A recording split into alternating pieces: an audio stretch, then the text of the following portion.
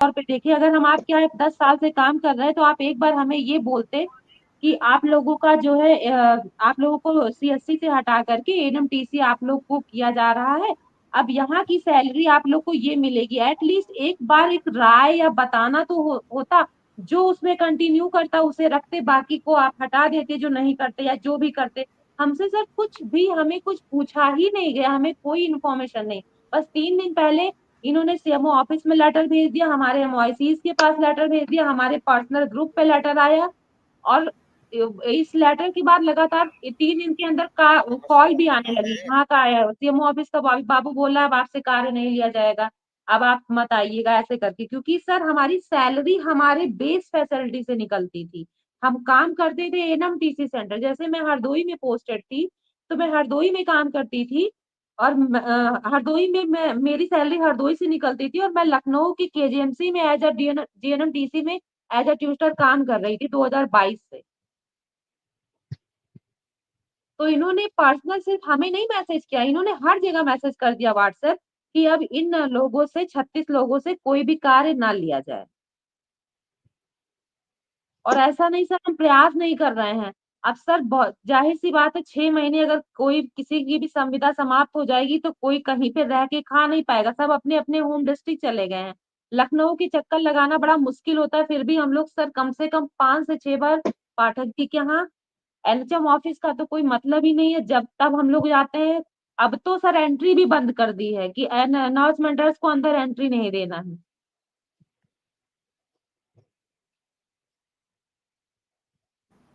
सबका कुल मिला के यही है कि नौकरी, पैसा, मानदेय, वेतन, अगर ये सब चीजें रूटीन में चलती रहे तो किसी को कोई दिक्कत नहीं होती है। आप जी आए सर दिन रूटीन देख में रहे हैं कि चलती है समाज की बिल्कुल। स्थितियां बड़ी विकराल होती चली जा रही हैं। अब सर बिना 36 लोग अगर सिर्फ बात करें मिडिल क्लास सोसाइटी की, तो बड़ी गंभीर स्थितियों में फंसता चला जा रहा है। आलू 50 रुपया किलो, लहसुन 400 रुपया किलो, टमाटर 50 रुपया, प्याज 50 रुपया। आलू तो चलो हम ये मान रहे हैं कि आलू की पैदावार और उस पर डिपेंड है, लेकिन सब्जियां महंगी होना सरकार के बस में नहीं है। बारिश आई, सब्जियां खराब हुई और सब्जियां महंगी हो गई, इसमें कोई बुरा गणित नहीं है। लेकिन महंगाई पर कहीं ना कहीं सरकार अंकुश रखने का प्रयास करती है। बीच में प्याज महंगा हुआ, हमारी वित्त मंत्री ने कह दिया कि हम तो प्याज ही नहीं खाते हैं। अब जिन्हें तनख्वाह नहीं मिल रही है तो क्या वित्त मंत्री ये कहेंगी कि हम तनख्वाह नहीं लेते हैं, हम वेतन नहीं लेते हैं?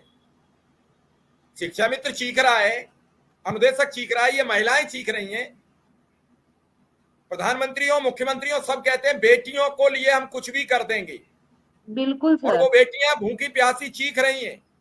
वो अपने और सर परिवार में बच्चों को कैसे पढ़ाएंगी, वो अपने परिवार में भोजन की व्यवस्था कैसे करेंगी? और सब खामोश।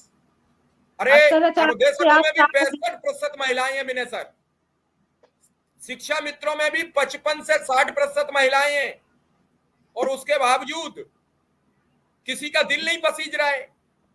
आपने तो उस दिन मंच पर सुना मुख्यमंत्री जी का भाषण, जिसमें वो कह रहे थे कि अगर हम सरकार में कभी आए तो सबसे पहले नियमित कराएंगे, लोकसभा में सवाल उठाएंगे। आज वही खुद मुख्यमंत्री बन गए। ये अनुदेशक शिक्षा मित्रों की किस्मत थी। और फिर वही होगी जी, सब भूल गए, सब इदा कदा, सब हरा हरा, सब गुलाबी गुलाबी दिख रहा है, लेकिन कोई किसी को याद नहीं। क्योंकि नेता भूलने के माहिर खिलाड़ी होते हैं। याद तो हमें और आपको रहता है कि हमें फला दल को वोट देना, हमें फला दल को देना है, चाहे नुकसान हो चाहे नफा हो। नेता को नहीं याद रहता है कि हम क्या वादा करके आए थे। वादे तो वादे होते हैं, वादे तो भूल जाते हैं। विनय सर, इस बढ़ती महंगाई में आप सोचिए कि परिवार चलाना कितना दूभर हो गया है। और अगर उसका रोजगार चला जाए, ये बैठी हुई है उमा जी हमारे साथ, ऐसे दौर में जिसके घर में 60,000 रुपया आ रहा हो, इकाई रोक दिया जाए तो क्या करेगा? सही कह रहे हैं मिश्रा जी। और ये विकट स्थिति है, इसको अगर वो लोग अपने ऊपर लेके देखें जिन लोगों के स्तर से ये सेवाएं खत्म की गई हैं, हटाई गए हैं, वो लोग कभी अपने ऊपर ये देखें कि अचानक अगर उनको सेवा से हटा दिया जाए तो उनके ऊपर क्या बीतेगी।